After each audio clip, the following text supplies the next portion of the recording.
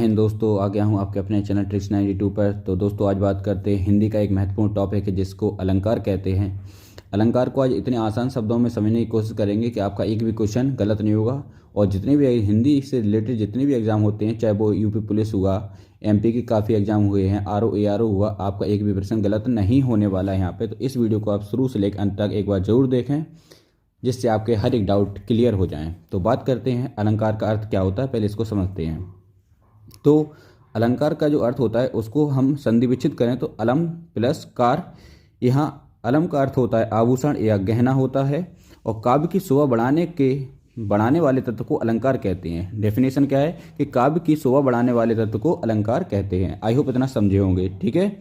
और अब बात करते हैं इसके नेक्स्ट टॉपिक की। टॉपिक है अलंकार का अर्थ और क्या हो सकता है। तो अलंकार शब्द अलम एवं कार के योग से बना है, जिसका अर्थ आभूषण या विभूषित करने वाला होता है, ठीक है। अब देखते हैं अलंकार के कुछ यहाँ पे कितने प्रकार के अलंकार होते हैं उनको भी समझें। तो अलंकार तीन प्रकार के होते हैं। पहला होता है शब्द अलंकार, दूसरा अर्थ अलंकार, तीसरा उभय अलंकार होता है। अब शब्द अलंकार के कुछ भाग होते हैं, जैसे अनुप्रास हो गया, एमक हो गया, श्लेष हो गया, पुनरुक्ति हो गया, विप्सा हो गया और वक्रोक्ति हो गया। ऐसे अर्थालंकार के भी होते हैं। उपमा होता है, रूपक होता है, उत्प्रेक्षा होता है, मानवीकरण होता है, विरोधाभास होता है, संदेह होता है, अतिशयोक्ति होता है, उपमेय युपमा होता है और भ्रांतिमान होता है। ऐसे ही उभयालंकार के होते हैं, संसृष्टि और संकर होता है, ठीक है। लेकिन हमारे जो एग्जाम से रिलेटेड होता है वो दो ही इंपॉर्टेंट हैं, जिनको हम शब्दालंकार और अर्थालंकार के हम इसको अच्छे से क्लियर करेंगे। शब्दालंकार और अर्थालंकार को यही एग्जाम में आते हैं, ठीक है। अब बात करते हैं अलंकार के भेद। तो अलंकार दो प्रकार के होते हैं, एक होता है शब्दालंकार और दूसरा होता है अर्थालंकार, ठीक है। अब बात करते हैं इसका अर्थालंकार का। पहला है उपमा अलंकार। तो इसको बहुत अच्छे समझेंगे। उपमा अलंकार को अच्छे समझने के लिए जब पंक्ति में योजक चिन्ह आए और साथ में सा सी से भी आए, सर इसका मतलब उसके साथ ही आए, तो सीधे शॉर्ट तरीके में इतना समझ लीजिए कि जब पंक्ति में योजक चिन्ह आए, योजक का जो हल्का सा डैश होता है उसे योजक का चिन्ह कहते हैं, और साथ में सा सी से भी आए तो वहाँ पर उपमा अलंकार होता है। यह क्लियर है, ठीक है। जैसे कि मुख चंद्रमा सा सुंदर है, तो चंद्रमा और सा के बीच जो डैश लगा हुआ है तो हम तुरंत समझ जाएंगे हमारा उपमा अलंकार है। और साथ में सा सी से भी जरूर आएगा, तो कमल डैश सा, जैसे कर कमल सा कोमल है। तो यहाँ पे भी इसके एग्जाम्पल हैं यहाँ पे, ठीक है। इसके और देखते हैं उपमा अलंकार का एग्जाम्पल और है कि जैसे कर कमल सा कोमल है, ठीक है, कर कमल सा कोमल है, तो कमल और सा के बीच जो डैश लगा हुआ है साथ में सा भी लिखा हुआ है, तो हम तुरंत समझ जाएंगे कि हमारा उपमा अलंकार है। तो आपके एग्जाम में जितने भी क्वेश्चन आते हैं यहाँ से कभी कोई गलत नहीं होगा। दूसरा है मखमल के झूल पड़े हाथी सा टीला। तो हाथी और सा के बीच जो डैश लगा है साथ में सासी से भी लगा हुआ है, हम तुरंत समझ जाएंगे हमारा यहाँ पे भी उपमा अलंकार है, ठीक है। आई होप इतना समझे होंगे। नेक्स्ट देखते हैं इसका रूपक अलंकार के बारे में भी जानते हैं। जब पंक्ति में केवल योजक चिन्ह आए और साथ में सा सी से न आए, वहां पर रूपक अलंकार होता है। कितना सिंपल है। उपमा में डैश के साथ में सा सा सी से भी आ रहे थे, और रूपक में क्या होता है, अकेला डैश आता है, सा सा सी से नहीं आते हैं, तो वहां पे हमारा होता है कौन सा, रूपक अलंकार होता है। इसका एग्जाम्पल समझेंगे। एग्जाम्पल क्या है कि मैया मैं तो चंद्र खिलौना ले हूं, तो चंद्र और खिलौना के बीच में अकेला डैश लगा है, सा सा सी से नहीं लिखे हैं, हम तुरंत समझ जाएंगे हमारा यहाँ पे रूपक अलंकार है। इसका ये महत्वपूर्ण इसका एग्जाम्पल है, उदाहरण है। इसका एक उदाहरण और देखते हैं कि चरण कमल बंदों हरिराई। तो चरण और कमल के बीच में जो डैश लगा हुआ है वह भी रूपक अलंकार को इंडिकेट कर रहा है, क्योंकि इसमें सासा सी से नहीं आए हैं। जैसे कि एक और देखते हैं, राम कृपा भव निशा सिरानी। इसमें भव और निशा के बीच में जो डैश लगा है सासा सी से नहीं लगे हैं, तुरंत समझ जाएंगे हमारा यहाँ पे रूपक अलंकार है, ठीक है। इतना समझे होंगे अच्छे से, और हर एक चीज़ यहाँ पे क्लियर हो गई होगी आपकी उपमा और रूपक को लेके। आगे देखते हैं इसके नेक्स्ट टॉपिक को, जिसको कहते हैं उत्प्रेक्षा अलंकार। यदि पंक्ति में ज्यों, मानो, एव, मनु, जनु, जान, मनहु, जनहु आता इतने शब्द आते हैं, वहाँ पे उत्प्रेक्षा अलंकार होते हैं। जैसे कि मनु, मानो, मनहु, जनु, जानो, जनहु आदि शब्द आते हैं, वहाँ पे उत्प्रेक्षा अलंकार होता है। जैसे कि जनु वर्षा ऋतु प्रकट बुढ़ाई, तो जनु आ गया। नेत्र मानो कमल है, यहाँ पे मानो आ गया, तो हम तुरंत समझ जाएंगे जनु, जानो, जनहु। इसको हम अच्छे से समझ लेना क्या कि जनु, जानो और जनहु, मनु, मानो और मनहु आदि शब्द आ जाते हैं, वहाँ पे उत्प्रेक्षा अलंकार होता है। इससे एग्जाम्पल में जनु, मानो, मनहु इत्यादि शब्द आते हैं, तुरंत समझ जाएंगे उत्प्रेक्षा अलंकार आएगा, ठीक है। नेक्स्ट देखते हैं इसका एक एग्जाम्पल और है। सोहत ओढ़े पीतपट श्याम सलोने गात, मनहु नील मणि शैल पर आतप पर्यो प्रभात। यहाँ पे भी हमारा कौन सा अलंकार है? उत्प्रेक्षा अलंकार है, ठीक है, क्योंकि इसमें जनु, इसमें मनहु आ गया, ठीक है। तो आदि शब्द हमें जब ये मिल जाते हैं तो हम तुरंत समझेंगे हमारा यहाँ पे उत्प्रेक्षा अलंकार है। नेक्स्ट है अतिशयोक्ति अलंकार।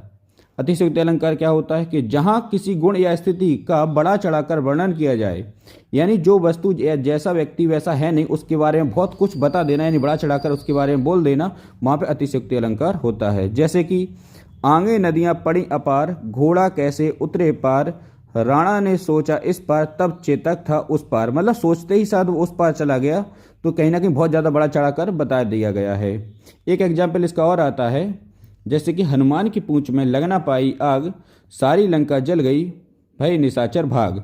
यहाँ पे हनुमान जी की पूंछ में मतलब ऐसे बोल दिया गया है कि हनुमान जी की पूंछ में आग ही नहीं लग पाई और पूरी लंका जल गई, तो ऐसा तो गलत है। लेकिन उनकी पूंछ में पहले आग लगाई गई थी, बाद में लंका जली थी, तो यहाँ से अतिशयोक्ति अलंकार हो जाता तब किसी बात को बड़ा चढ़ाकर कहा जाए। अब देखते हैं मानवीकरण अलंकार। जब प्रकृति वस्तुओं में, पेड़ पौधों, बादल आदि में मानवीय भावनाओं के होने वर्णन हो, तब वहां पर मानवीकरण अलंकार होता है। जैसे फूल हंसे कलियां मुस्काई, सागर के उस पर नाच नाच करती हैं लहरें मधुर गान, तब हमारा यहाँ पे होता है मानवीकरण अलंकार, क्योंकि यहाँ पे पेड़ पौधों, बादल के रिलेटेड आदि कुछ वर्णन, इनकी भावनाओं को बताया जा रहा है, तो वहाँ पे होता है मानवीकरण अलंकार। नेक्स्ट है शब्द अलंकार। देखते हैं अब यहाँ से, तो शब्द अलंकार को हम 3 प्रकार से पढ़ सकते हैं। शब्द अलंकार के भेद होते हैं, अनुप्रास होता है, यमक होता है और श्लेष होता है। तो यहाँ पे शब्द अलंकार 3 प्रकार का होता है। आगे देखते हैं इसके अनुप्रास अलंकार क्या होता है। वर्ण बार बार आए, मतलब सीधा हम समझ सकते हैं कि जब वर्ण की पुनरावृत्ति हो या वर्ण बार बार आए, वहाँ पे हमारा अनुप्रास अलंकार होता है। जैसे कि एग्जाम्पल समझेंगे, चारुचंद की चंचल किरणें खेल रही थी जलथल में, ठीक है, यहाँ पे 4 वर्ण की पुनरावृत्ति बार बार हो रही है। दूसरा देखते हैं इसका एग्जाम्पल, मधुर मधुर मुस्कान मनोहर, मनुज बेश का उजियाला, यहाँ पे माँ वर्ण की पुनरावृत्ति बार बार हो रही है, तो हम तुरंत समझ जाएंगे हमारा यहाँ पे कौन सा अलंकार है? अनुप्रास अलंकार है, ठीक है। नेक्स्ट है इसका यमक अलंकार। यमक अलंकार की डेफिनेशन देखते हैं। जब देखो रूप उसमें था जहाँ पे वर्ण की पुनरावृत्ति हो रही थी अनुप्रास में, और यहाँ पे क्या होगी? शब्द की पुनरावृत्ति होगी, किसमें? हमारे यमक अलंकार में। तो एक ही शब्द बार बार आए, लेकिन उसके अर्थ कैसे हो? अलग अलग हो। जैसे कि कनक कनकते सौगुनी, यहाँ पे वर्ण शब्द की पुनरावृत्ति हो रही है, कनक 2 बार आ गया है, यानी कि यहाँ पे एक शब्द की पुनरावृत्ति बार बार होती है, लेकिन उनके अर्थ अलग अलग होते हैं। तो कनक कनकते सौगुनी, मादकता अधिकाय, बाखाए बौराए नर, या पाए बौराए, ठीक है। यहाँ पे क्या है कि एक कनक माने होता है सोना, एक कनक माने होता है धतूरा। जब व्यक्ति के पास ज्यादा धन दौलत या सोना आ जाता है, तब भी आदमी बौरा यानी पागल समान हो जाता है। दूसरा, एक कनक का माने होता है धतूरा, इसको भी व्यक्ति अगर खा ले तो वो भी एक पागल ही हो जाता है। तो यहाँ पे कनक वर्ड है या कनक जो शब्द है, जो एक से अधिक बार आया है, लेकिन उनके अर्थ अलग अलग हो गए हैं, तो यहाँ पे हमारा यमक अलंकार होता है। जैसे काली घटा का घमंड घटा, एक काली घटा यानी बादलों को काली घटाओं का नाम दिया जाता है, और किसी का घमंड घटना भी एक घटा ही है, तो उसको यहाँ पे भी घटा का अर्थ भी अलग अलग होगा दोनों जगहों पे। आगे देखते हैं यमक अलंकार। इसका एग्जाम्पल और है, माला फेरत जुग गया, फिरा ना मन का फेर, कर का मन का डारे दे, मन का फेर। एक मन का माने मटका होता है और एक मन का माने मन होता है। तो जब मन फिर जाए या मन हो जाए, तो यहाँ पे मन का भी अर्थ दोनों जगह अलग अलग है। यहाँ भी हमारा यमक अलंकार का ये एग्जाम्पल हो जाएगा। नेक्स्ट है श्लेष अलंकार। तो पहले ये समझते हैं श्लेष का मतलब क्या होता है। तो श्लेष का मतलब होता है चिपका हुआ, ठीक है। तो एक शब्द के अनेक अर्थ होते हैं।